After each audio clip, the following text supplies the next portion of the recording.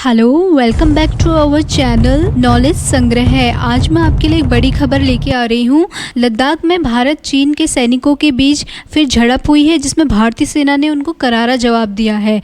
लद्दाख में पैंगोंग भारत चीन के सैनिकों के बीच झड़प की खबर आ रही है। यह झड़प 29 से 30 अगस्त की रात को हुई है, जिसमें भारतीय सेनाओं ने उन्हें करारा जवाब दिया है। भारतीय सैनिकों ने बेहद फुर्ती से कार्रवाई करते हुए पैंगांग झील के दूसरे किनारे पर भी फिंगर एरिया की तरफ घुसपैठ करने की कोशिश को नाकाम कर दिया।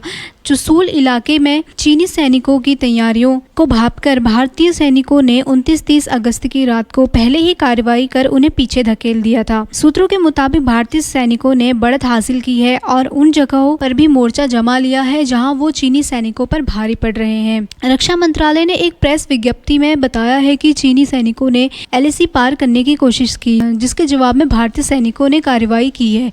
अभी तक किसी सैनिक के हताहत होने की कोई खबर नहीं आई है। दोनों ओर से ब्रिगेडियर स्तर के अधिकारी चुशूल में चर्चा कर रहे हैं, लेकिन तनाव काफी बढ़ गया है। लद्दाख में मौजूद सूत्रों का दावा है कि हालात काबू में है और 2 दिन पहले हुई कार्रवाई के बाद जमीन पर भारतीय सैनिकों का पलड़ा भारी है।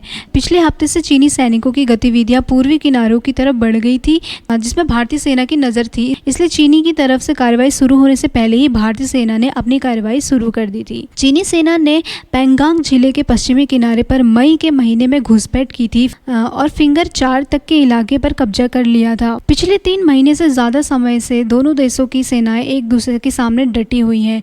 यहाँ से चुशूल का रास्ता जाता है, जो भारतीय सेना के लिए बेहद महत्वपूर्ण है। चुशूल में भारतीय वायुसेना की एयर स्ट्रिप है और सेना का महत्वपूर्ण मुख्यालय है। पूर्वी किनारों का महत्व इसलिए भी ज़्यादा है क्योंकि यहाँ से तिब्बत जाने के लिए कई चौड़े रास्ते हैं, जहाँ से टैंक या बख्तरबंद गाड़ियाँ भी ले जाई जाती हैं।